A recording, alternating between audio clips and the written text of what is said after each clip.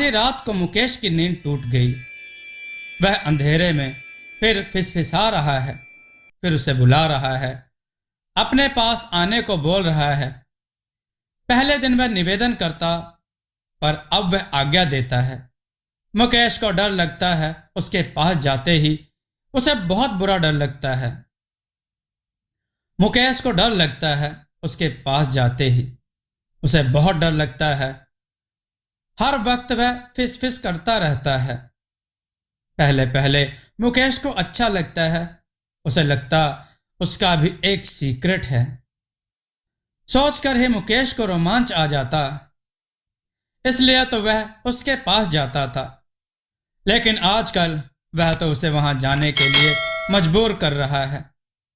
प्रतिदिन स्कूल से लौटते वक्त मुकेश वहां जाता है। वह अब तो रात को भी बुलाता है। अंधेरे में जाने से मुकेश को डर लगता है। उसके बारे में क्या सभी बातें पिताजी को बोल दे, लेकिन उसने तो डराया है कि किसी को भी कुछ बताने पर वह माँ और पिताजी को मार डालेगा। मुकेश जानता है कि इतना करने की क्षमता उसमें है। चुपके से वह बिस्तर से उठ गया। उसके पास जाना ही होगा। वह सड़ा हुआ दुर्गंध और ठंड भरा अंधेरा मुकेश को फिर जकड़ लेगा। फिर भी मुकेश वहां जाता है और वह अंधेरा केवल और केवल फिसफिसाता है। वहां के एक लेक्चरर, वहां एक दिन एक व्यक्ति जो कि डॉक्टर थे, लेक्चर देने आए। उन्होंने सबसे उनकी समस्याओं के बारे में पूछा तो संध्या ने अपना हाथ उठाया और अपनी समस्या के बारे में डॉक्टर साहब को कहा।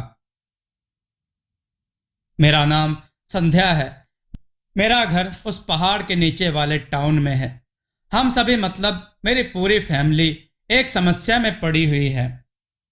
कुछ महीने पहले हमारे घर के आसपास एक तांत्रिक की तरह दिखने वाले अघोरी साधु को हमने देखा। हम सभी ने किसी न किसी वक्त उन्हें देखा है। आप तो जानते ही हैं यह जगह तंत्र मंत्र की साधना के लिए कितनी उपयुक्त है। इसलिए पहले हम सभी ने इस बारे में विशेष ध्यान नहीं दिया। लेकिन इसके बाद से ही मेरा भाई मुकेश बहुत बीमार पड़ने लगा। देखते ही देखते कुछ महीनों में वह पूरी तरह अस्वस्थ हो गया। बहुत सारे डॉक्टरों को दिखाया गया, बहुत सारे टेस्ट हुए, परंतु कुछ नहीं किया जा सका। 1 महीने पहले ही मेरे भाई की मौत हो गई।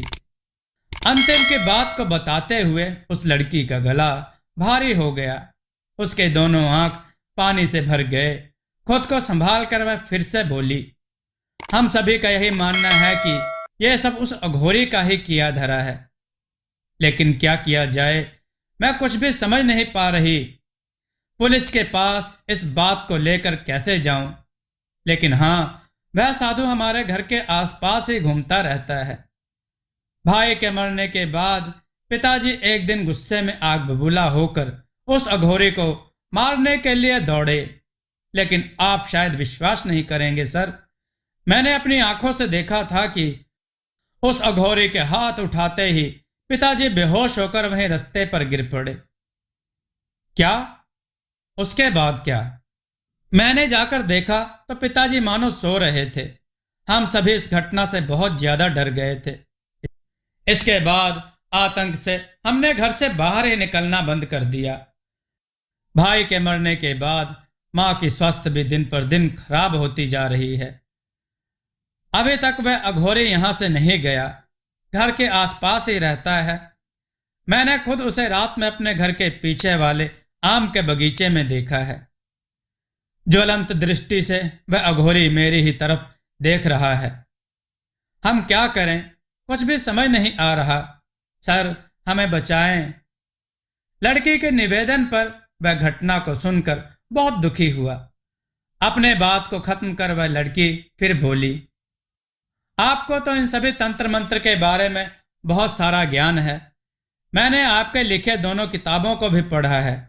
आप हमारे शहर में आए हैं, इसलिए मौका गंवाना नहीं चाहती थी। किसी तरह साहस करके मैं अकेली ही चली आई। डॉक्टर कुछ देर सोचकर बोला, देखो, मैं क्या कर सकता हूं? यह इस तरह बोलना संभव नहीं। इसलिए तुम अपने घर का पता और मोबाइल नंबर देकर जाओ। अगर हो सके तो आज शाम को ही वहां आऊंगा। बहुत बहुत धन्यवाद सर, लड़की बोली। गाड़ी में बैठकर संध्या के घर के रास्ते पर जाते हुए अघोरी वाली बात बार बार दिमाग में घुमा रहा था। याद आ रहा था कॉलेज के समय की कुछ बातें। बहुत पुराने समय की बात थी। उस समय मैं इंजीनियरिंग कॉलेज में पढ़ रहा था। उसी वक्त पूरा राज्य हिंदू मुस्लिम दंगों से जल उठा। मेरा रूममेट हैदर एक मुसलमान था। परिस्थिति ऐसी हो गई कि हैदर का वहां रहना अब संभव नहीं था। उसे रात के अंधेरे में ही भागने का प्लान बनाया। उसको मैं अकेला नहीं छोड़ना चाहता था, इसलिए अगली रात कर्फ्यू लगने के बाद भी हम दोनों वहां से भाग निकले। लेकिन हॉस्टल से कुछ दूर जाते ही हम एक हिंदू दंगेबाज समूह के सामने आ गए। किसी तरह हम दोनों दौड़कर भागते हुए पास ही के एक शमशान में पहुंच गए। पीछे उस वक्त भी समूह हमें दौड़ा रहा था। उसी शमशान में देखा एक अघोरी सन्यासी को। भयंकर रूप, सर पर जटा, पूरे शरीर में चिता भस्म। वह अघोरी एक सड़े हुए मृत शरीर के ऊपर पद्मासन में बैठे हुए थे। वह उनके सार वह उनके सामने बहुत सारे नर खोपड़ी सजाकर रखे हुए थे। हमें दौड़ाने वाला समूह भी यह दृश्य देखकर वहां रुक गया। वह अघोरी पहले ज्वलंत आंखों से हमें देखा, फिर उन दंगेबाजों को। फिर उसने कहा, क्या चाहिए तुम सभी को? उस समूह से एक नेता, गिरी झाड़ने वाला आदमी सामने आया और बोला, बाबा, उस मुसलमान को हमें दे दो और साथ में वह लड़का भी। जो कोई मुसलमान का साथ देगा वह भी गद्दार है। अघोरी बाबा बोले, यह बात है तो तू मुसलमान के साथ ब्रह्म हत्या भी करेगा? इस बात को उस समय ध्यान नहीं दिया। बाद में सोचकर देखा कि उनके लिए जानना असंभव था कि मैं ब्राह्मण हूं। उस नेता ने अघोरी को उत्तर दिया, बाबा, आप तो हिंदू हैं और हम भी। मैं अपने भगवान के नाम पर उनको लेकर ही जाऊंगा। अघोरी बाबा गुस्से में बोले, हरामखोर, मैं हिंदू नहीं हूं, मैं ही भगवान हूं। अहम ब्रह्मास्मि। तू लेकर जाएगा इन्हें? तू रुक रुक, देख मैं क्या करता हूं, देख। यह बोलकर अघोरी बाबा ने आंख बंद कर धीरे से किसी अन्य भाषा में कुछ पढ़ते पढ़ते सामने रखे खोपड़ी को हाथ में उठा लिया और फिर जोर से उसे नीचे जमीन पर पटका। अचानक तुरंत ही दर्द से कराहते हुए नीचे गिर पड़ा वह नेता। पटकने के कारण जहां से वह कंकाल खोपड़ी टूटा था, ठीक उसी जगह से नेता के सिर से खून बह रहा था। अघोरी फिर चिल्ला उठा, और कौन हरामी इन्हें ले जाना चाहता है? आजा। इसके बाद तो वो सभी किसी तरह खुद के नेता को उठाकर भाग निकले।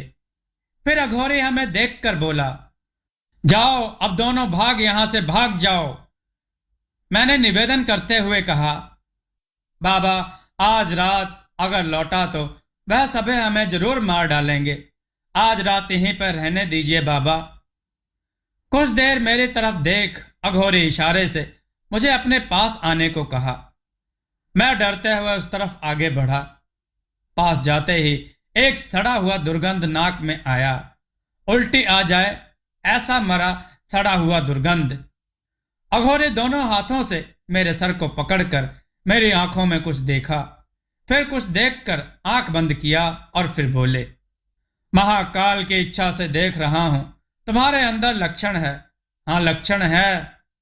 सुन, तू रह जा मेरे पास, कल मैं यहां रवाना होऊंगा। तो चल मेरे साथ, बहुत बड़ा हो जाएगा, पर मुझे परेशान मत करना, कभी नहीं। इसके बाद लगभग 8 दिन हमने उनके साथ बिताए। उनके पास से बहुत कुछ अद्भुत ज्ञान जाना था और वहीं से मेरा झुकाव इस तंत्र मंत्र विषय पर है।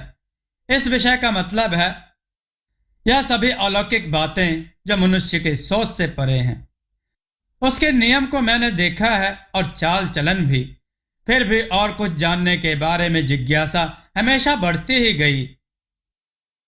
स्टेशन पर पहुंचकर हमने ट्रेन को पकड़ा।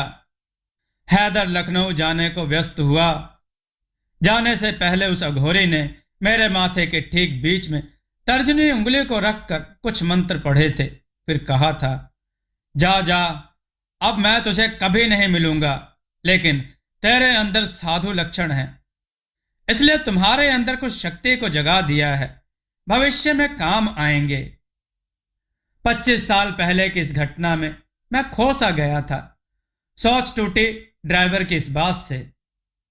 गाड़ी से चेहरा निकाल कर देखा, चारों तरफ एक अद्भुत सी शांति थी, जैसे किसी शमशान की निशब्दता हो।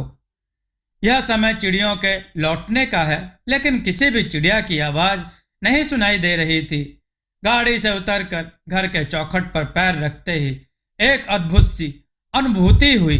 यह अनुभूति को मैं जानता हूं, लेकिन इतनी तीव्र कभी नहीं हुई।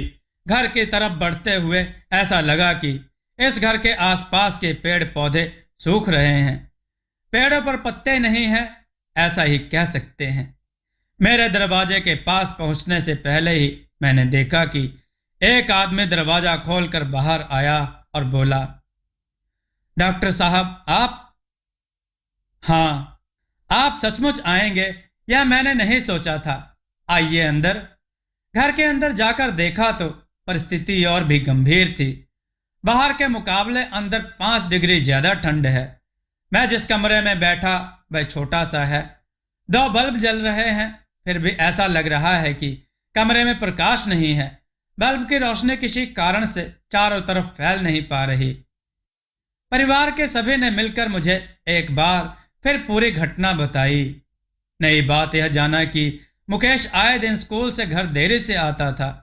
उसके दोस्तों से जाना गया कि मौत के कुछ महीने पहले से ही मुकेश कुछ बदल सा गया था और छुट्टी के बाद अक्सर वह जंगल से होकर पहाड़ की तरफ जाता था। इस संबंध में किसी के पास कोई सटीक जानकारी नहीं थी। बाद में कुछ पड़ोसियों ने बताया कि उन्होंने खिड़की से मुकेश को रात में बाहर जाते देखा है। परिवार के सभी का मानना है कि उस जंगल में अघोरी ही उसे वश करके ले जाता है, और माधव का मानना था उसी तांत्रिक की वजह से ही उसके लड़के की मौत हुई। उन सभी की बातों को मैंने ध्यान से सुना। अवश्य असली बात अभी इन्हें नहीं बताया जा सकता। अगर मैं इन्हें बताऊंगा तो शायद सभी डर जाएंगे और मुझे भी हानि हो सकता है, लेकिन थोड़ा बहुत तो बताया जा सकता है। इसलिए मैं माधव जी से बोला, देखिए मैं आपको एक बात बताता हूं। तांत्रिक मतलब अघोरी नहीं। तांत्रिक व कपालिक है, निम्न श्रेणी के साधक। इनकी शक्तियां साधारण व्यक्ति के लिए बहुत ज्यादा प्रतीत होता है, पर एक अघोरी के सामने वह पूरी तरह तुच्छ है। एक अघोरी बहुत ही शक्तिशाली होता है। तंत्र शक्ति दिखाना और नर बलि देना अघोरी तंत्र के अंग नहीं है। अघोरियों को लेकर कुछ भयावह और भूल धारणा की कहानियों ने लोगों में बहुत प्रचार बनाया है।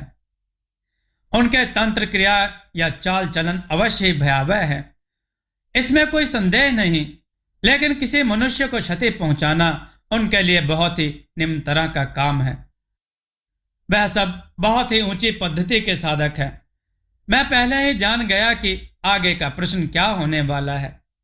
माधव जी बोले, लेकिन लोग जो कहते हैं वह सभी मृत देह के साथ, मतलब? मैं बोला, हाँ आप ठीक ही जानते हैं। अघोरी लोग मृत देह के साथ शारीरिक तरह के मिलते हैं, पर वह भी उनके साधना का एक महत्वपूर्ण अंग है। अघोर शब्द का अर्थ घोर व भेदभाव से मुक्त होना है, और लोकाचार, घृणा, लज्जा, भय यह सब है बाधक। यह घोर साधना है, ऋणात्मक शक्ति की साधना, जो बहुत ही जल्दी ईश्वर के साथ आत्मा को मिलाने में सहायता करता है। सहज भाषा में अगर मैं बोलूं तो मान लीजिए आपके पास 2 रास्ते हैं। एक सीधा रास्ता है पर दीर्घ पथ है, और दूसरा रास्ता कठिन और दुर्गम है, लेकिन इस पथ पर जाने से समय कम लगेगा। अब आप किस पथ से जाएंगे यह आपके ऊपर है। अघोर साधना है यह द्वितीय पथ।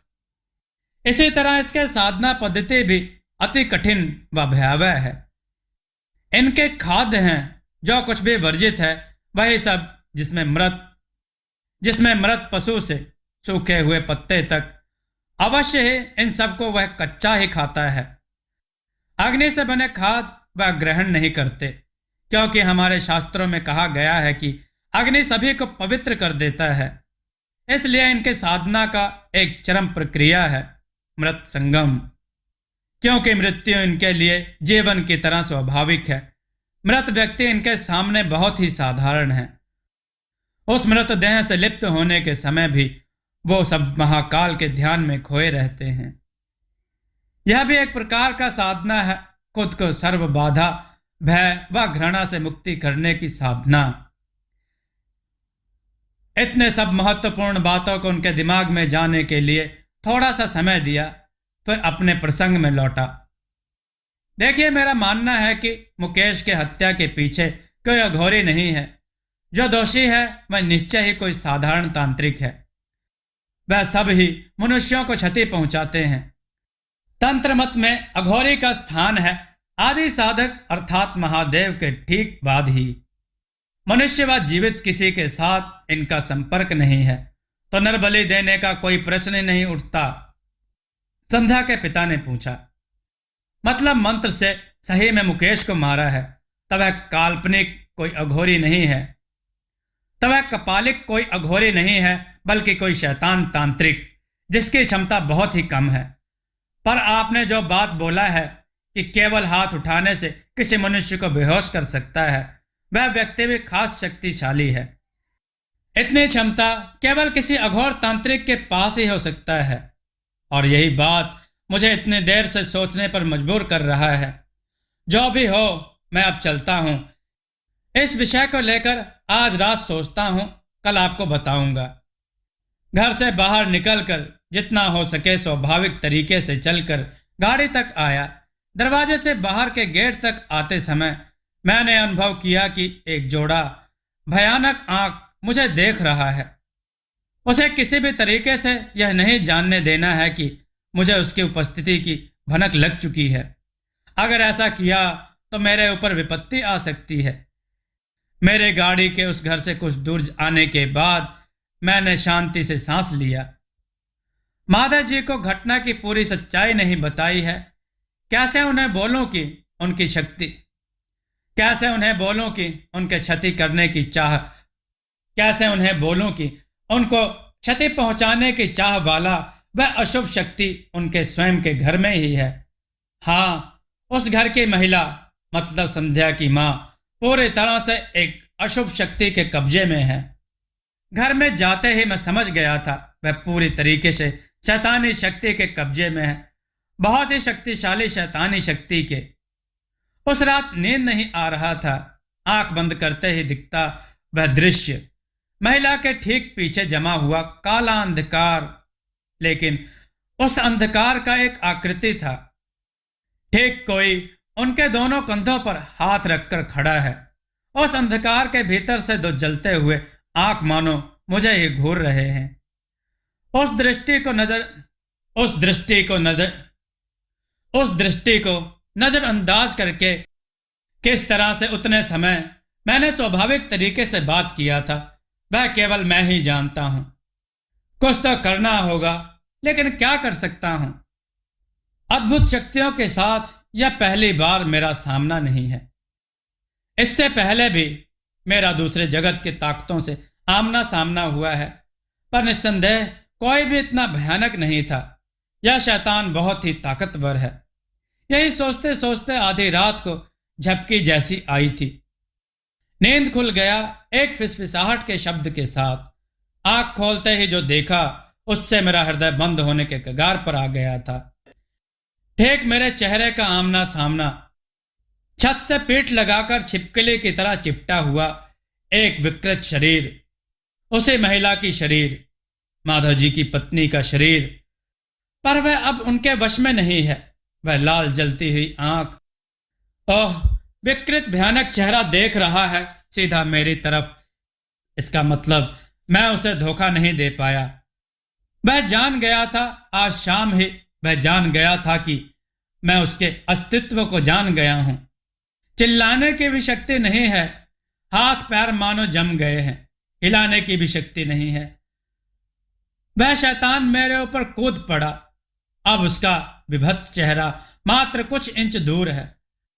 वह फिस फिस कर रहा है, क्या बोल रहा है नहीं जानता, लेकिन मेरे चेहरे के पास ही धीमे धीमे कुछ बोल रहा है। एक लंबा सांप जैसा जीभ निकालकर वह मेरे चेहरे पर फिराने लगा, पूरे चेहरे पर।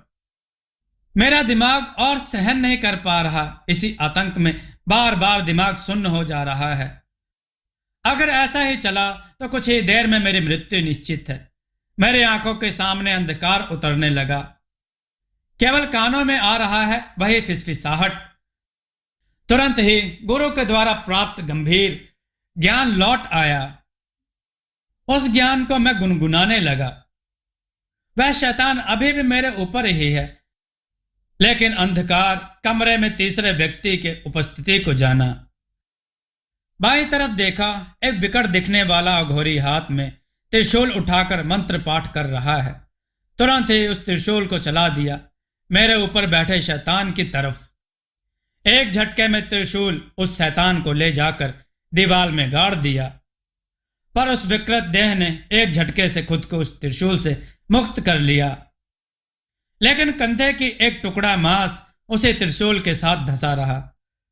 वह क्या है, यह बोलना मेरे लिए थोड़ा कठिन है, पर तुरंत ही वह सांप की तरह दीवार से चलते हुए खिड़की से बाहर निकल गया और साथ ही वह फिसफिस शब्द क्रम से दूर और दूर जाने लगा। खुद को संभाल उठ खड़ा हुआ।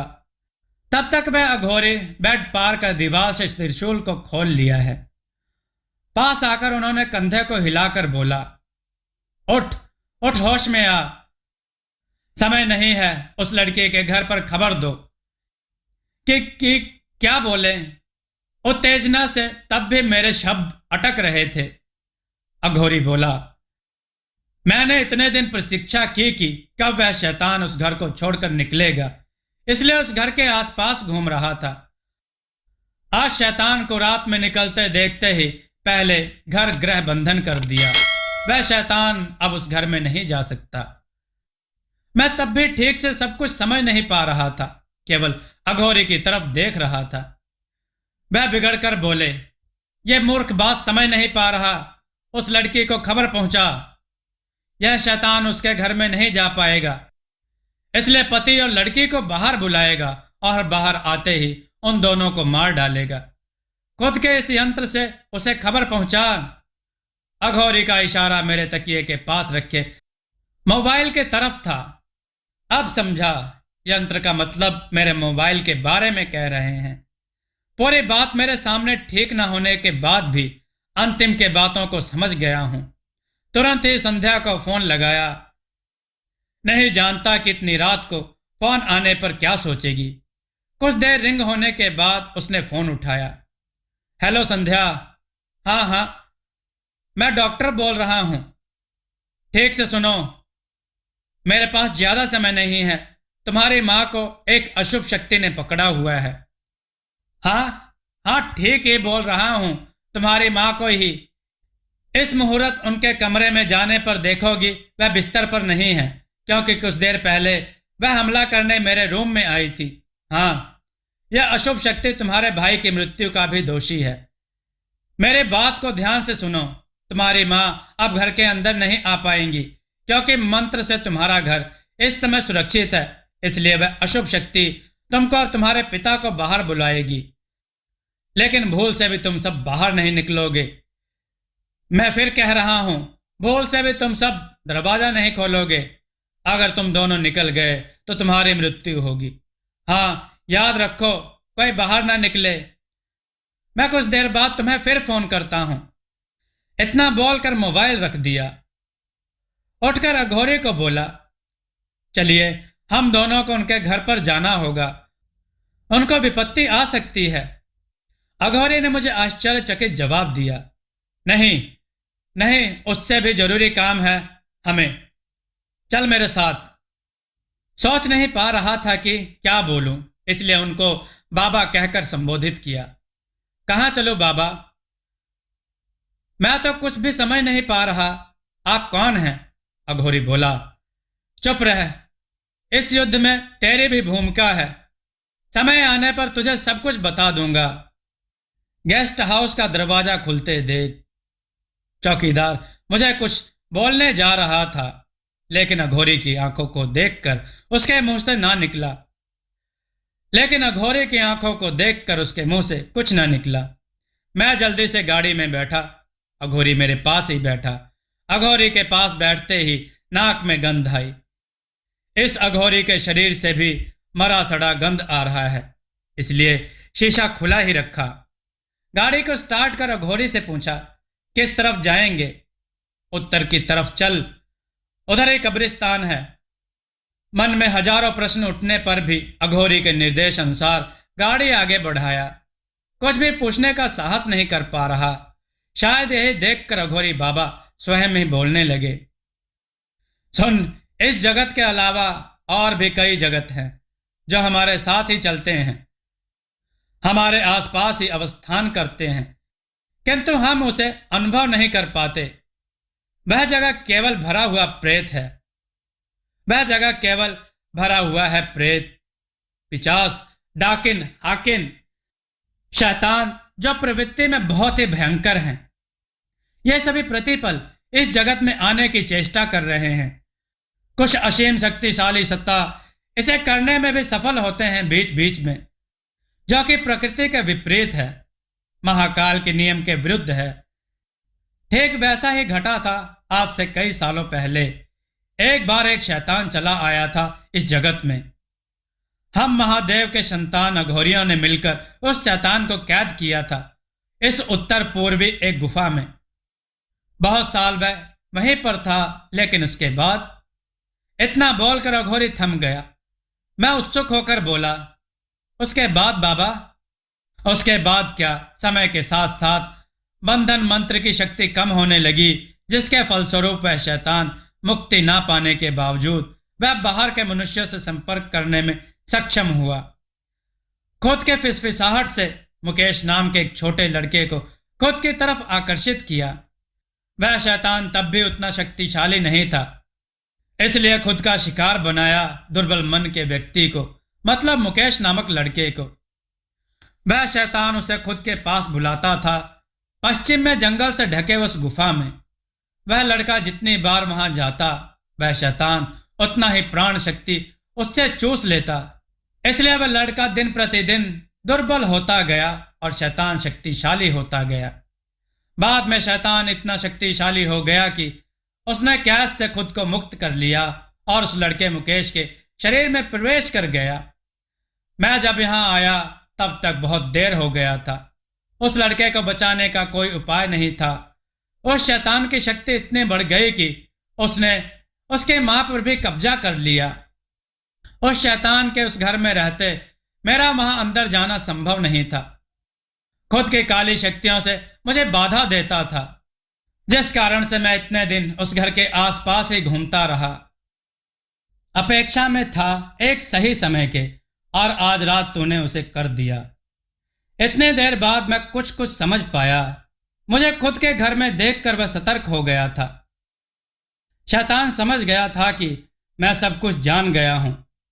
मैं बोला, मैं उसके घर वालों को भी बता दूंगा, इसलिए मुझे खत्म करने के लिए आज रात घर से निकल कर आया था, और आपने उसी दौरान घर को शुद्ध कर गृह बंधन कर दिया, यही ना? अघोरी बोला, हाँ, एकदम ठीक कहा। प्रति मुहूर्त वह शैतान शक्तिशाली हो रहा है। उसे रोकने को 3 वस्तु चाहिए। 2 हमारे पास है। पहला है शैतान के आधार देह का मांस। मैं हैरान होकर बोला, मांस? माधव जी की पत्नी के शरीर का मांस है आपके पास? अघोरी अपने कमर में बंधे एक छोटी पोटली को खोलकर एक टुकड़ा खून टपकाता मांस निकाला। उसको एक बार मुझे दिखाकर फिर से पोटली में रख दिया, और फिर अघोरी बोला, तुझे बचाते हुए मेरे त्रिशूल के चोट से इस मांस के टुकड़े को पा गया, और दूसरा वस्तु है एक विशेष नक्षत्र में मरे हुए आदमी का चिता भस्म। इसके लिए कुछ 100 साल पहले एक अघोर सन्यासी ने अपने इच्छा से मृत्यु ग्रहण किया था, जिससे उसके चिता भस्म से दूसरे अघोरी उस शैतान को हरा सके, ठीक जैसे महर्षि दधीचि ने खुद की अस्थियों को दिया था वज्र के निर्माण के लिए, जिससे असुरों का दमन हो सके। मैं बोला, इसका मतलब वह भस्म आपके पास है? अघोरी बोला, नहीं, लेकिन तुम्हारे पास है। मैं आश्चर्य से सामने रास्ता देखते हुए बोला, मेरे पास? हाँ हाँ, तुम्हारे ही पास। बहुत साल पहले मेरे जैसा एक अघोरी सन्यासी ने तुझे कुछ दिया था, वह याद है? हाँ, दिया था। अदृश्य भयानक छाया को अनुभव करने की विशेष क्षमता। अघोरी बोला, अरे नहीं, दूसरा कुछ दिया था, एक सामान दिया था, ठीक से याद कर। और कुछ? हाँ हाँ हाँ बाबा, एक ताबीज दिया था और कहा था कि इसे सब समय गले में पहन कर रखना। हाँ, वही ताबीज है अभी तुम्हारे पास। मैं गले में बंधे ताबीज को दिखाते हुए बोला, हाँ, यह देखिए। अघोरी बोला, इसके भीतर ही वह चिता भस्म है। मैं बोला, यह क्या? पर इतने सालों पहले, और आपने यह सब कैसे जाना? उसके उत्तर में अघोरी ने इस तरह मेरे तरफ देखा मानो छोटे बच्चे की तरह मैंने कोई प्रश्न पूछा है। समझा, इस रहस्य का उत्तर नहीं मिलेगा। यह सब अघोरियों के त्रिकालदर्शी की क्षमता है। इसलिए मैंने इस प्रश्न को छोड़कर फिर पूछा, और तीसरी वस्तु?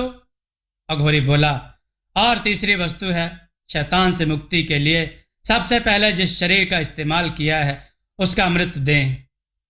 वही हम लेने जा रहे हैं। मुझे कुछ ना समझ आया और आश्चर्यचकित होकर बोला, नहीं समझा। किसका मृतदेह? मुकेश का। लेकिन वह तो 1 महीने पहले ही जला दिया गया है। उत्तर में फिर हंस उठा अघोरी, अरे मूर्ख, यह मुकेश का परिवार हिंदू नहीं है। उन सब ने ईसाई धर्म से दीक्षा प्राप्त किया है। मैंने खुद अपनी आंखों से उस लड़के को कब्र देते देखा है। सब ही महाकाल की इच्छा है। जय महाकाल, जय महाकाल। उनके इच्छा से ही तो तू आज यहां है और तेरे गले में वह चिता भस्म। उनके इच्छा से ही तो मुकेश ईसाई है। डर नहीं है, कोई डर नहीं है। महाकाल तेरे साथ हैं, रुद्र तेरे साथ हैं, मैं तेरे साथ हूं। अहम ब्रह्मास्मि। मैं बोला, लेकिन बाबा, कब्र खोदकर तो लाश निकालना पड़ेगा। अघोरी के इस बार के हंसी को सुनकर मेरे माथे से पैर तक डर व भय दौड़ पड़ा। पुराने चर्च के पीछे वाले कब्रिस्तान पहुंचने में आधा घंटा लगा। बारिश शुरू हो गई है, साथ ही बिजली भी कड़कड़ा रही है। चिंता हो रहा था संध्या और उसके पिताजी माधव के लिए, इसलिए गाड़ी से उतरकर ही उन्हें फोन लगाया। इस बार अवश्य ही एक ही रिंग में फोन उठ गया और उन्होंने बताया कि सब कुछ ठीक है, पर दोनों को बहुत ज्यादा डर लग रहा है। वहां जो घटा है वह कुछ इस तरह है। उसकी मां रूपी शैतान घर पहुंचा कुछ देर पहले ही। घर में घुसते हुए बाधा पाने के कारण बहुत गुस्सा हो गया। पहले मां के गले के इशारे से बाहर आने को कहा, लेकिन उसे उन्होंने अंदर आने को कहा। जब कैसे भी पिता और लड़की बाहर निकलने में राजी नहीं हुए, तब शैतान ने अपना असली रूप लिया और डर दिखाकर उन्हें बाहर निकालने की चेष्टा की। उसमें भी सफल ना हो पाने पर बहुत गरज कर जंगल की तरफ भाग गया। पिता और लड़की उसे दृश्य को देखकर अब भय से मूर्तिमान हो गए हैं। इसके बाद क्या करें, यह पूछने पर मैंने उनसे कहा, मेरा निर्देश न देने तक तुम दोनों में से कोई भी बाहर नहीं निकलेगा। यही बोलकर फोन रखा। सोचा अघोरे बाबा को यह घटना बताऊं, क्योंकि हम भी इसी जंगल में आए हैं। मुड़कर देखा, अघोरी बाबा चिल्म निकालकर आनंद से गांजा फूंक रहे हैं। मेरी बात को सुन उन्होंने कुछ ज्यादा आग्रह नहीं दिखाया। मैं कब्रिस्तान के गेट के पास गया। बूढ़ा आदमी है, गाड़ी की आवाज से ही जाग गया है। बहुत सारे पैसे का लोभ दिखाकर कब्रिस्तान में जाने की अनुमति प्राप्त हुई, लेकिन उन्होंने जब जाना कि अंदर घुसने का सही उद्देश्य क्या है, तब स्वाभाविक वह उसमें राजी नहीं हुए। मैं पैसा और बढ़ाने लगा, लेकिन फिर भी गेटमैन राजी नहीं हुआ। इतने में अघोरी धूम्रपान खत्म कर आगे आ गए। यह मूर्ख समय क्यों नष्ट कर रहा है? अघोरी बाबा गेटमैन के पास आकर उसके तरफ आशीर्वाद देने की तरह मुद्रा करते ही गेटमैन बेहोश होकर पास के खटिया में लुढ़क गया। मुझे उपेक्षा कर अघोरी सीधा गेटमैन के कमरे में घुस गया। कुछ देर बाद ही निकल आए, हाथ में एक फावड़ा और बेलचा लेकर। बेलचा मेरे हाथ में पकड़ाकर कब्रिस्तान के अंदर चल पड़े। मैं भी पीछे पीछे चला। कुछ देर बाद एक कब्र के सामने आकर रुका। कब्र को देखकर ही समझ आ रहा है कि यह नया ही है। कब्र के ऊपर अभी भी कुछ सूखे हुए फूल रखे हैं, लेकिन सबसे आश्चर्य की बात यह है कि उस कब्र के आसपास के वृत्ताकार जगह में सभी घास मर गए हैं। कुछ मरे हुए कीड़े और एक मरी हुई चिड़िया भी वहां पड़ी हुई है, ठीक जैसे संध्या के घर के आसपास हुआ था। समझा कि अशुभ उपस्थिति मिट्टी को विषाक्त कर दिया है। अघोरी बाबा ने मिट्टी को खोदना शुरू किया। उनके देखा देखी मैं भी मिट्टी में एक बार करते ही पास ही जोर जोर की बिजली कड़कते हुए गिरी। यहाँ का मौसम ऐसा ही है, तूफान और बरसात होता ही रहता है। फिर भी इस बिजली गिरने की आवाज से मैं कांप उठा। अघोरी बाबा थोड़ा सा भी विचलित ना होकर मिट्टी खोद रहे थे। बरसात के कारण मिट्टी आसानी से निकाल रहे थे, इसलिए बहुत ज्यादा परिश्रम नहीं करना पड़ा। गड्ढा जितना बड़ा होता गया, हवा और बरसात मानो बढ़ने लगे। रह रहकर बिजली गिर रही है, हवा भी तेज होती ही जा रही है। जब तक ताबूत दिखाई दिया, तब तक मूसलाधार बारिश शुरू हो गई। मिट्टी का गड्ढा जल्द ही पानी से भरा जा रहा है। ताबूत का ढक्कन खोलते ही चारों तरफ फैल गया देह सड़ने का दुर्गंध। निकल आया मुकेश का सड़नशील मृतदेह। फिर मेरे पेट के अंदर से उल्टी आने को हुई। इन सब में मेरा विशेष ज्ञान नहीं है, पर 1 महीने का मृतदेह क्या इतना विकृत हो सकता है? यह मानो अस्वाभाविक तरीके से विकृत हुआ है। सबसे भयानक है मृतदेह के खुले हुए दोनों आंख मरे हुए मछली जैसा सामने की तरफ देख रहा है। आश्चर्य है, दोनों आंख कैसे ठीक है? उसे तो सबसे पहले नष्ट होना चाहिए था। अघोरी बाबा कूदकर गड्ढे में उतरे और इशारे से मुझे भी आने को कहा। इस समय मैं यहां से लौटने के लिए जो भी मूल्य चाहिए वह देने को तैयार हूं, क्योंकि चारों तरफ अशुभ की छाया है। यहां जो भी घट रहा है कुछ भी स्वाभाविक नहीं है। फिर भी उस अघोरी बाबा की दृष्टि में ऐसा कुछ था कि उनके निर्देश को अमान्य करने का साहस मेरे भीतर नहीं था। उस पानी वाले कीचड़ में मैं भी उतर गया। पहली बारी में उस मृतदेह को हम किसी भी तरह ऊपर उठा नहीं पा रहे थे। एक छोटे लड़के का शरीर इतना भारी। अघोरी बाबा ने सीधा खड़ा हो ऊपर की तरफ देख, आंख बंद कर कुछ मंत्र पढ़े और फिर इशारा किया। आश्चर्य से इस बार मृतदेह सहज ही उठ गया। फिर पकड़कर मृतदेह को ले गए गेट की तरफ। मैं और अघोरी दोनों उस मृतदेह को लेकर उस कब्रिस्तान के गेट की तरफ चले। मुकेश के मृतदेह का सर मैंने व पैर अघोरी ने पकड़ा था।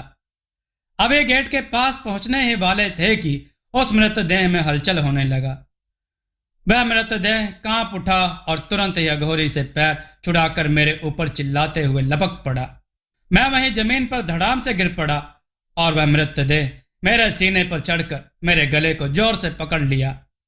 मैं जोर से चिल्ला पड़ा। वह मृतदेह अभी भी गरजते हुए अपनी पकड़ मजबूत करते जा रहा था। ऐसा लगा कि अभी डर से जान निकल जाएगा। तभी अघोरी के चिल्लाने की आवाज आई, जय महाकाल। देखा तो ऊपर की तरफ सिर और आंख बंद कर अघोरी कोई मंत्र पढ़ रहा है। फिर मंत्र पढ़कर अघोरी ने आंख खोला और हाथ उस मृतदेह के सर पर रख दिया। तुरंत ही वह मृतदेह शांत हो गया और मेरे ऊपर ही गिर पड़ा। मैं डर से एक पल तो कांप उठा था। जल्द से उठकर खड़ा हुआ और अघोरी से बोला, बाबा यह क्या था? मुकेश का शरीर जाग कैसे उठा? अघोरी बोला, उस शैतान की काली शक्ति का अंश अभी भी शरीर के अंदर है और वह हमें रोकना चाहता है। अब जल्दी करो, हमें जल्दी से अपने काम को अंजाम देना होगा। तुरंत ही इस बारिश में एक और बिजली कड़कती हुई गिरी। मैं फिर से कांप सा गया, पर अब कुछ भी डरना नहीं है। उस मृतदेह को मैंने और अघोरी ने फिर उठाया और बाहर खड़े गाड़ी की तरफ चल पड़े। कब्रिस्तान से बाहर आकर देखा तो गेटमैन अभी भी खटिया पर बेसुध पड़ा हुआ है। मैंने गाड़ी के डिक्की में उस मृतदेह को रखा और गाड़ी स्टार्ट किया। अघोरी बाबा मेरे पास की सीट पर बैठे। मैंने पूछा, बाबा अब कहाँ चलूं? अघोरी बोला, उत्तर के पहाड़ वाले जंगल की तरफ चल, वही वह गुफा है। मैंने गाड़ी उत्तर की तरफ बढ़ा दिया। रात अपने पूरे चरम पर था। चारों तरफ अंधेरा ही अंधेरा। हर वक्त किसी अशुभ व भयानक कुछ भी होने की आशा में चल रहा है। मुझे ऐसा लगा कि अभी शैतानी शक्ति हम पर हमला करने वाली है। और तो और वह शैतान अभी खुला ही घूम रहा है। ना जाने कब कहां वह हमारे सामने आ धमके। आखिर उसे तो इसकी खबर हो ही गई होगी कि हमने उसके आधार देह को अपने साथ रखा है। मेरे मन में कई सवाल घूम रहे थे और मेरे चेहरे पर भय की रेखा कोई भी साफ देख सकता था। पर मैंने देखा, पास ही बैठे अघोरी बाबा एकदम शांत व निडर होकर बैठे हुए हैं, मानो उन्हें पता है कि हमें कुछ नहीं होने वाला। कोई दिव्य व्यक्ति ही इस वक्त इतने शांत मन में रह सकता है। अघोरी ने मेरे अंदर के डर वाले हलचल को देखा। बोले, तुम्हें डरने की जरूरत नहीं। स्वयं महाकाल और मैं तुम्हारे साथ हूं। जो महाकाल के काम में सहायता करता है उसे कुछ नहीं होता। तुम बस डरो मत, क्योंकि डर ही शैतान की शक्ति है। जय महाकाल। मैं अब कुछ शांत हुआ और घोरी से पूछा, अच्छा बाबा, यह शैतान है क्या? इसे क्या कहते हैं? अघोरी बोला, यह काली परछाई का एक महाभयानक रूप है जो बहुत ही शक्तिशाली है। मैं बोला, तब वह कोई प्रेत या पिशाच है? अघोरी बोला, नहीं, यह कोई प्रेत व पिशाच नहीं है। यह उनसे भी शक्तिशाली है जो छाया के रूप में रहकर मानव विनाश को अंजाम देते हैं। इसका कोई नाम नहीं है। हम इसे अंधकार व शैतान से संबोधित करते हैं। हम दोनों के बीच बात हो ही रही थी कि गाड़ी की डिक्की से एक बार फिर एक भयानक आवाज के साथ खटखटाने की आवाज आने लगी। मुकेश का मृतदेह एक बार फिर जाग उठा था और वह बाहर निकलना चाहता था। अघोरी ने एक बार फिर जोर से मंत्र पढ़ा। तथागत कुछ देर में वह मृतदेह की छटपटाहट बंद हो गई और मैं गाड़ी तेज करके बढ़ चला। अघोरी बोला, वह शैतान हमें रोकने की कोशिश जरूर करेगा, पर मेरे कहे अनुसार तुम बढ़ते रहना। वह हमारा कुछ नहीं कर सकता। जय महाकाल। गाड़ी कुछ दूर और आगे बढ़ी ही थी कि आगे रास्ते पर देखा कई सारे कुत्ते रास्ते को घेर कर खड़े हैं और इधर देखकर ही भौंक रहे हैं। इस अंधेरे में साफ दिखाई दे रहा है मानो उनकी आंख लाल लाल बिंदु की तरह हो गए हैं। मेरी गाड़ी तेजी से उसी की तरफ बढ़ रही है। मुझे कुछ समझ नहीं आ रहा था क्या करूं। अघोरी चिल्लाकर बोला, गाड़ी मत रोकना, मत रोकना। मैं बोला, पर कुत्ते गाड़ी के नीचे आ जाएंगे, मैं ऐसा कैसे करूं? अघोरी गुस्से से बोल पड़ा, अरे मूर्ख, तुझे दिख नहीं रहा? यह एक शैतानी जाल है। अगर तुमने गाड़ी रोका तो हम अपने मकसद को पूरा नहीं कर पाएंगे। मैं गाड़ी उसी तेजी से आगे बढ़ाता गया। आगे से कई बड़े कुत्ते, उनके मुंह से खून के जैसा लाल तरल गिर रहा है। मैंने आंख बंद कर हिम्मत से उन सबके ऊपर गाड़ी चढ़ा दिया, लेकिन यह क्या, वह सब कहां गए? मानो हवा होकर गायब हो गए। एक छाया के भीतर से मानो गाड़ी आगे बढ़ गई। तभी चारों तरफ से एक हुंकार और भेड़ियों के हूं हूं की भयानक आवाज सुनाई देने लगी। वह आवाज बहुत ही भयानक और डरावनी थी। मैंने जल्दी से गाड़ी के दोनों तरफ के शीशे बंद किए और तभी मैंने देखा मेरी गाड़ी के चारों तरफ भेड़िए और ना जाने कैसे भयानक जानवर भयानक आवाज निकालते हुए गाड़ी के साथ ही दौड़ रहे हैं। फिर वह सब गाड़ी के साथ ही हवा में उड़ने लगे। उनकी आंखों से आग के गोले गिर रहे थे और मुंह से खून के छींटे। उन शैतानी शक्तियों ने पूरी गाड़ी को घेर रखा था और अब फिर से पीछे रखी डिक्की में मृतदेह ने आवाज शुरू कर दिया। यह सब इतना भयानक था कि डर से कोई भी वहीं बेहोश हो जाए। पहाड़ी रास्ता, एक तरफ पहाड़ और दूसरी तरफ बड़ा सा पहाड़ी ढलान। अगर गाड़ी जरा सा भी इधर उधर गया तो हम ना जाने कितने नीचे गिरेंगे। मैं डर तो रहा हूं पर हिम्मत करके गाड़ी को आगे बढ़ाता जा रहा था और वो सभी भयानक भेड़ियों ने अभी भी पूरी गाड़ी को घेर रखा था। अब वो धीरे धीरे एक भयानक आग के गोले में परिवर्तित हो रहे थे, बहुत ही विभत्स आकृति में, तथा साथ ही पीछे से मुकेश की मृतदेह की छटपटाहट भी बढ़ गई थी। अघोरी बाबा कुछ मंत्र पढ़ रहे थे पर अभी भी वह सब भयानक आकृति गाड़ी के चारों तरफ वैसे ही साथ चल रहे थे। फिर मैंने देखा अघोरी गाड़ी का शीशा खोल रहे हैं। मैं चिल्लाकर बोला, बाबा आप यह क्या कर रहे हैं? पर अघोरी ने मेरे बात को नहीं सुना और गाड़ी का शीशा खोल अपने शरीर को बाहर निकाला और आसमान की तरफ हाथ उठाकर जोर से बोल पड़े, हे महाकाल हमारी मदद कीजिए, हे महाकाल मदद। यह कहते हुए अघोरी जोर जोर से मंत्र पढ़ने लगा। कुछ ही देर में गाड़ी के चारों तरफ उड़ते भयानक जलते आकृति शून्य में गायब होने लगे और पीछे मुकेश की मृतदेह भी शांत होने लगी। देखते देखते ही चारों तरफ फिर शांति, सब कुछ सामान्य हो गया। अब केवल बारिश की आवाज के अलावा और कुछ नहीं बचा। जब चारों तरफ के सभी पैशाचिक शक्तियां समाप्त हुईं, तब अघोरी फिर अपने सीट पर बैठ गया। यह देख मेरे जान में जान आ गई। अब तो मुझे भी ऐसा लग रहा था कि अंदर से डर धीरे धीरे समाप्त हो रहा है। अंदर का हलचल अब शांत हो गया। अघोरी बोले, देखा अगर गाड़ी को रोकते तो हमारा क्या हश्र होता। वह शैतान हमें रोकने की पूरी कोशिश कर रहा है। मैं अघोरी के कहे अनुसार गाड़ी उस पहाड़ी जंगल की तरफ बढ़ा चला। मुझे लग रहा था कि फिर शायद आगे कोई शैतान हमें रोकने की कोशिश जरूर करेगा, पर ऐसा नहीं हुआ। हम दोनों उस जंगल में पहुंचे। गाड़ी से नीचे उतरकर मैंने देखा अभी भी वह निशान है जिस रास्ते को बनाकर मुकेश उस शैतान के पास पहुंचा था, और दिन पर दिन वह शैतान उससे शक्ति चूसता था। कुछ झाड़ियों के पीछे ही वह गुफा छुपा था। देखने से बहुत ही पुराना लग रहा था और इस अंधेरे में और भी भयानक लग रहा था। उसके चारों तरफ शैतान की उपस्थिति के चिन्ह साफ थे। यहां आना किसी के लिए भी सही नहीं है। आज मेरी मृत्यु भी हो सकती है, पर अब मुझे कोई डर नहीं, जो होगा देखा जाएगा। जब एक अघोरी लोगों की जान बचाने के लिए इतना मेहनत कर रहा है और किसी किसी ने इसके लिए अपना शरीर भस्म तक दिया है, तो मैं यह क्यों नहीं कर सकता। यही दृढ़ निश्चय किया कि इसका अंत तो मैं देखकर ही रहूंगा। पीछे देखा तो अघोरी डिक्की से मुकेश के देह को निकाल रहे थे।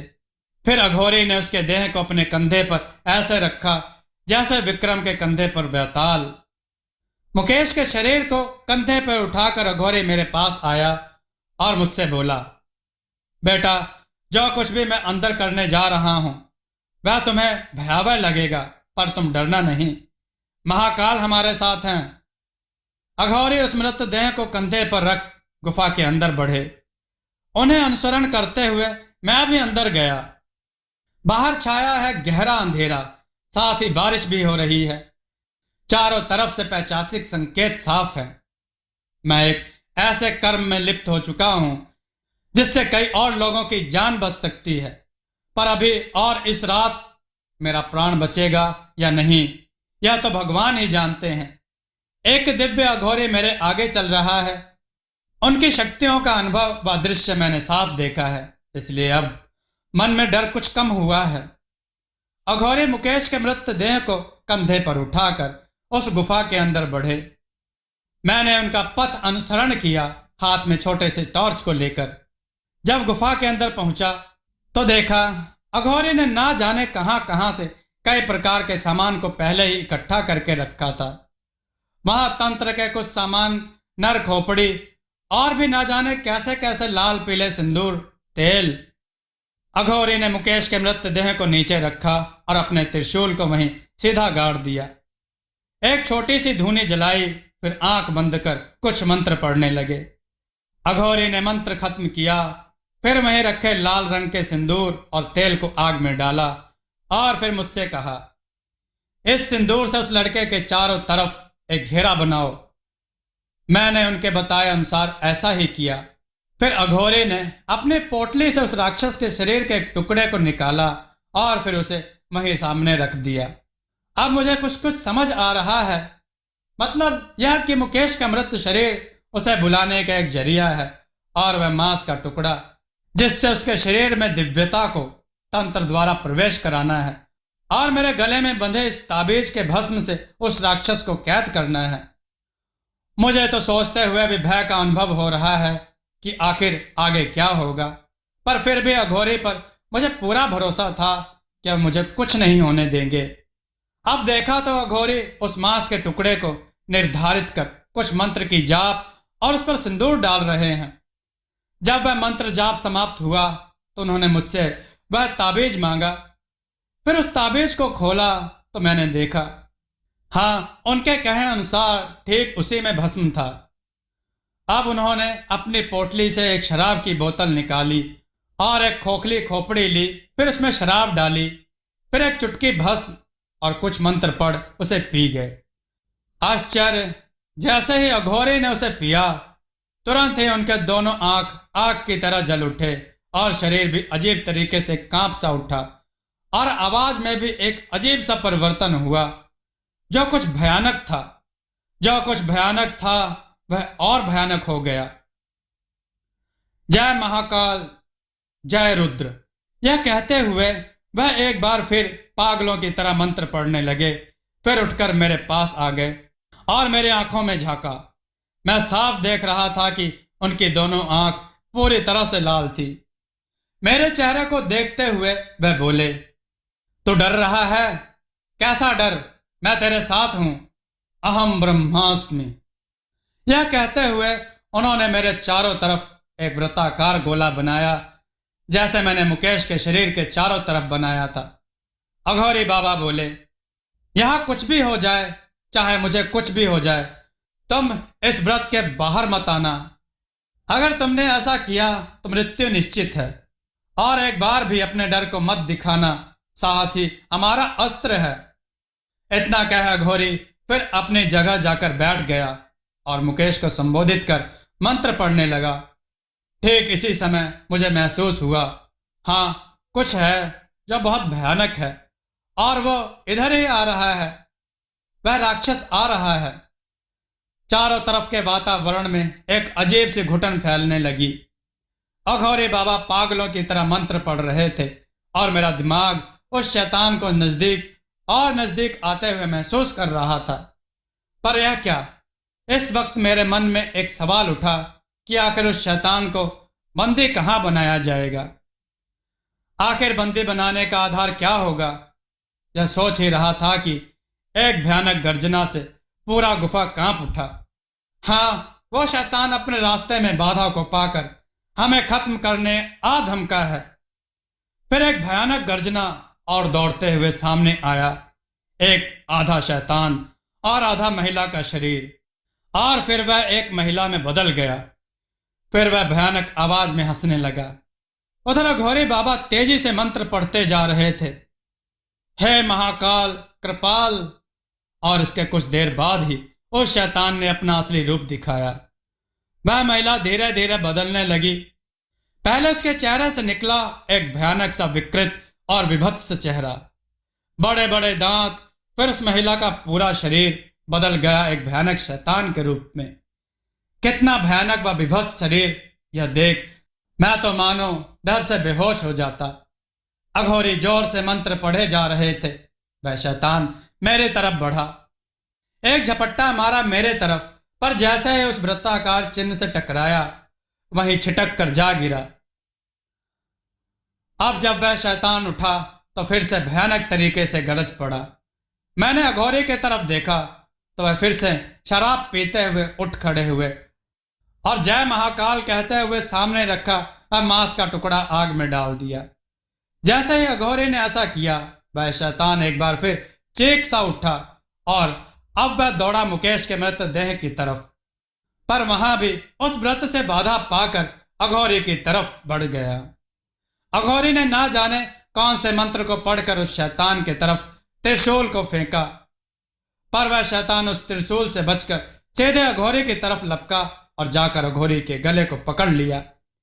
यह देखकर कि अघोरी बाबा को अब वह शैतान मार सकता है, मैं आगे बढ़ना चाहा, पर अघोरी ने हाथ को दिखाते हुए कहा, नहीं, वहां से बाहर मत निकलना जब तक मैं ना कहूं। इतना कहकर वह अघोरी जोर से हंस पड़ा और फिर अपने समक्ष आए उस शैतान पर वह भस्म छिड़क दिया। तुरंत वह शैतान एक काले धुएं में बदलने लगा। नीचे बेहोश होकर गिर पड़ी महिला यानी मुकेश की मां। वह छाया रूपी धुआं सीधे समा गया अघोरी के अंदर।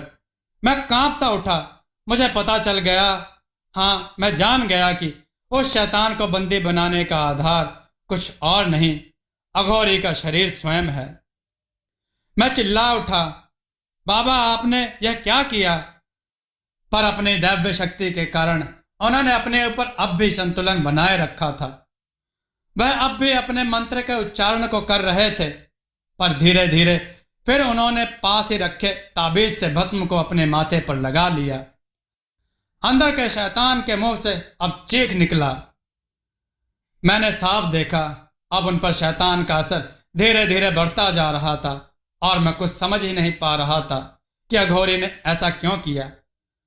अब अघोरी बाबा छटपटाने लगे। मैं उन्हें संभालने के लिए उनके तरफ दौड़ पड़ा, पर अब भी उन्होंने हाथ से अपने पास आने को मना कर दिया और कहा, उस त्रिशूल को उठाओ और मेरे सीने को भेद कर उस शैतानी शक्ति को खत्म कर दो, जल्दी। मैं जोर से बोल उठा, पर मैं ऐसा नहीं कर सकता, नहीं कर सकता। कैसे मैं आपके सीने में त्रिशूल से वार कर सकता हूं? अघोरी बाबा पीड़ा और गुस्से से चिल्लाकर बोले, मैं जैसा कहता हूं वैसा ही करो। मैं अब भी यह करने को किसी भी तरीके से तैयार नहीं था। मेरे हाथ और पैर कांप रहे थे। जल्दी कर मूर्ख, त्रिशूल उठा। देखा तो अघोरी का शरीर काला पड़ने लगा और सभी नसें साफ दिखने लगी। अघोरी अभी भी कष्ट से करा रहे थे। त्रिशूल उठा, अघोरी बोला। इस बार के अघोरी के गर्जना से मैंने खुद को संभाला और जल्दी से जाकर त्रिशूल को उठाया। अघोरी चिल्लाया, उसे मेरे सीने में गाड़ दे। जय महाकाल। मैं ना चाहते हुए भी त्रिशूल से एक जोर का वार अघोरी के सीने में किया। त्रिशूल पूरा छाती फाड़ते हुए अंदर घुस गया। मेरी आंखों से आंसू की धार बह निकले और उसी समय अघोरी का शरीर जलने लगा और अंदर से उस शरीर के कराहने की भयानक आवाज भी पूरे गुफा में गूंज उठी। कुछ ही देर में अघोरी का पूरा शरीर जलकर राख हो गया और एक काला धुआं गुफा के बाहर निकल गया।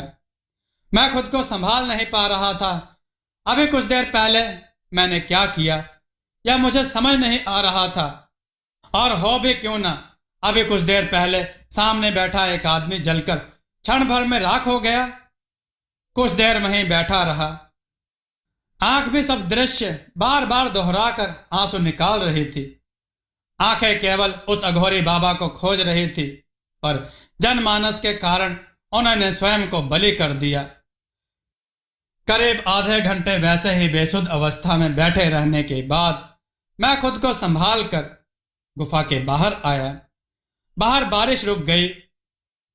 पूरब से कुछ सफेद रोशनी चारों तरफ छा रही है। ब्रह्म मुहूर्त का अंतिम समय है। कुछ ही देर में सुबह हो जाएगी। मैंने संध्या को फोन लगाया और उन्हें वहां आने के लिए बताया। सुबह होते होते सब आ गए।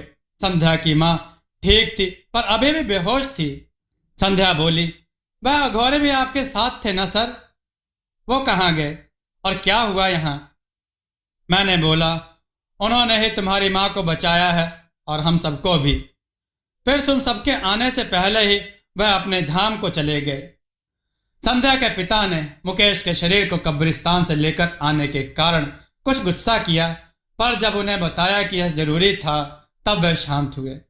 उधर कब्रिस्तान के गेट मैन ने भी पुलिस को लाश चोरी के बारे में खबर दे दिया था, पर माधव जी के कहने पर कोई कार्रवाई नहीं हुई और फिर मुकेश के देह को कब्र दिया गया। संध्या की मां को हॉस्पिटल में एक दिन बाद होश आया। अब वह ठीक है। आज भी रास्ते पर सफर करते हुए किसी अघोरी व बाबा को देखता हूं तो वह महा अघोरी और उस रात के भयानक बातें आंखों के सामने छा जाती हैं। मैंने अपने जीवन के कार्य को कर लिया।